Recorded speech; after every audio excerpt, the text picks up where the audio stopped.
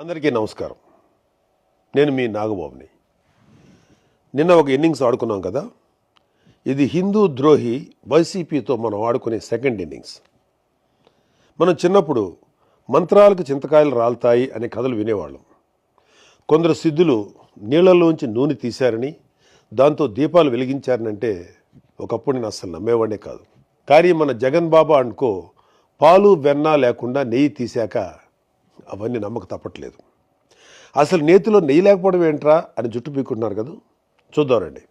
ఒకళ్ళని చాలా మంచి హెల్దీ, హైజీనిక్ అండ్ ఆర్గానిక్ భోజనం వండి పెడతాను అని చెప్పి ఇంటికి పిలిచి అందుకు చాలా డబ్బు కూడా తీసుకొని మార్కెట్లో చీప్గా దొరికే నకిలీ బియ్యం, కెమికల్స్ నిండిపోయిన సరుకులు, ప్రమాదకరమైన ఎసెన్స్తో ఉన్న పచ్చళ్ళు లాంటివి వేసి భోజనం పెట్టి, ఏదో ఒకటి భోజనం అయితే పెట్టాను కదా, భోజనం పెట్టకుండా మోసం చేశానా అని దబాయిస్తే అలాంటి మీరు ఏమంటారు?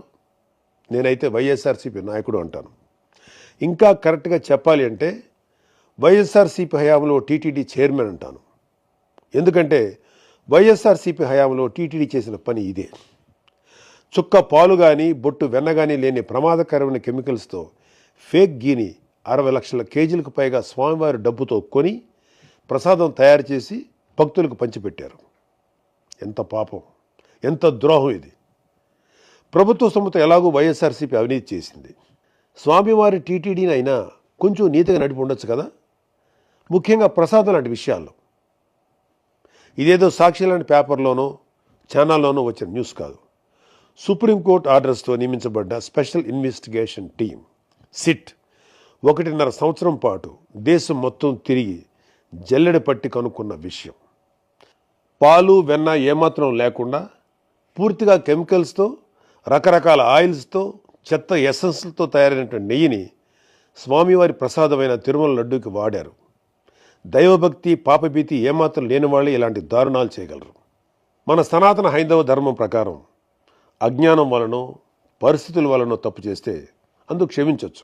ఈ విషయం శ్రీకృష్ణ భగవానుని భగవద్గీతలో, ఆది శంకరాచార్యుల అపరాధ క్షమాపణ స్తోత్రంలో కూడా ఉంటుంది.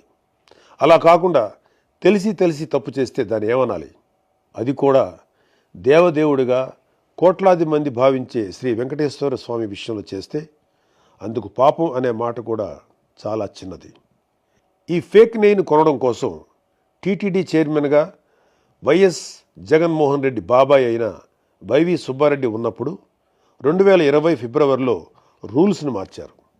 ఆల్రెడీ ఉన్న కండిషన్స్ని సగాని పైగా తగ్గించారు. అనర్హులైన ఈ ఫేక్ గీ సప్లయర్ బ్యాచ్ని అర్హుల్ని చేయడం కోసం తొక్కాల్సిన అడ్డదారులన్నీ తొక్కారు. ఇలాంటి వెధవ ఫేక్ సప్లయర్స్కి వీళ్ళు పెట్టిన పేరు వర్చువల్ డైరీ. ఇవి దొంగ డైరీలు. బినామీ పేర్లతో రకరకాల రాష్ట్రాల్లో ఆపరేట్ చేస్తూ ఉంటాయి. ఒక దగ్గర ఒక పేరుతో బ్యాన్ అయితే ఇంకో పేరుతో కొత్త అవతారం ఎత్తుతారు. అచ్చంగా జగన్ కంపెనీలో పెట్టుబడులు పెట్టిన దొంగ సూట్ కేసు కంపెనీల్లాగా. ఇవి పాలు వెన్న ప్రొక్యూర్ చేస్తామని అబద్ధాలు చెప్పి కమిషన్లు ఇచ్చి కాంట్రాక్ట్ సంపాదించి కెమికల్స్తో చేసిన ఫేక్ గీని సప్లై చేస్తాయి. మరొకసారి గుర్తు చేస్తున్నా, ఇవేవి నేను ఇంకెవరో పుట్టించిన మాటలు కాదు. సాక్షాత్తు సిట్ 36 మందిని నేరస్తులకు చెప్తూ వేసిన ఛార్జ్ షీట్లో ఉన్న విషయం. నేను వైవి సుబ్బారెడ్డి పేరు ఏదో రాజకీయ అక్కస్తో తీయలేదు. అతని పిఏని సిట్ అధికారులు అరెస్ట్ చేసి విచారిస్తున్నారు. ఊరికినే కాదు, ఆధారాలతో. ఇవన్నీ ముందు చెప్తాను. ఇందాక ఈ తప్పుడు ఫేక్ గీ విషయంలో పాపం అనే మాట సరిపోదన్నాను కదా. సరైన మాట ఏంటంటే ఘాతుకం. గుర్రానికి తెలియకుండా తోక ఊగుతుందా? లేదు కదా. తోకే గుర్రాన్ని ఊపిందంటే చిన్న పిల్లోడు కూడా నవ్వుతాడు. అలానే 24/7 వైవి సుబ్బారెడ్డి దగ్గర ఉండే తన ప్రైవేట్ పిఏ అప్పన్న ఆయనకు తెలియకుండానే టీటీడీకి ఆ ఫేక్ గీ సప్లై చేసే వాళ్ళను దేశం మొత్తం తిరిగి కేజీ ఫేక్ గీకి 25 రూపాయల చొప్పున కోట్ల రూపాయలు వసూలు చేస్తుంటే వైవి సుబ్బారెడ్డి గారికి తెలియకుండానే ఉందంటే నువ్వు అబద్ధమైనా చెప్పు ఉండాలి, లేదా పిచ్చోడమైనా అయి ఉండాలి. మనందరికీ తెలిసి సుబ్బారెడ్డి మానసిక స్థితి 2020 నుంచి ఇప్పటి వరకు బాగానే ఉంది. స్వచ్ఛమైన నెయ్యి, పోనీ చాలా వరకు సహజమైన నెయ్యి సప్లై చేసి ఎవరూ కూడా కేజీకి ఇంత డబ్బు అని చైర్మన్ ప్రైవేట్ పిఏకి కోట్లు కమిషన్ ఇస్తాడా? ఒక ప్రైవేట్ పిఏ అయిన అప్పన్నని జైల్లో పెట్టిన సిట్ 36 మందిని నేరస్తులుగా ఛార్జ్షీట్లో పెట్టిన సిట్, మొత్తం 250 కోట్ల రూపాయల స్కామ్ జరిగిందని చెప్పిన సిట్ ఎందుకు అప్పటి చైర్మన్ వైవి సుబ్బారెడ్డి పేరును ఛార్జ్షీట్లో పెట్టలేదు, అసలు జైల్లో ఇంకా ఎందుకు పెట్టలేదు అని రోజు జనాలు అడుగుతున్నారు. ఒక ఎమ్మెల్సీగా నన్ను ప్రభుత్వ వేదికల్లో అడగమంటున్నారు. అడుగుతాను, మీ దగ్గర రివర్స్ టైం మిషన్ ఉందా? వైఎస్ఆర్సీపీ వాళ్ళ దగ్గర, ముఖ్యంగా టీటీడీ చైర్మన్గా చేసిన వాళ్ళ దగ్గర ఉంది. అది ఎలా? ఆశ్చర్యపోతున్నారా? సాధారణంగా కాలం గడిచే కొద్దీ వస్తువుల ధరలు పెరుగుతూ పోతాయి కదా, కానీ వైఎస్ఆర్సీపీ హయాంలో టీటీడీలో మాత్రం ధరలు తగ్గుతూ పోయాయి. మరీ ముఖ్యంగా నెయ్యి ధర 2020లో 600 రూపాయల నుంచి 423కి తగ్గింది. 2022లో 400 నుంచి 319కి తగ్గింది. మనందరం ఇళ్లలో నెయ్యి అంతో ఇంతో వాడేవాళ్ళమేగా.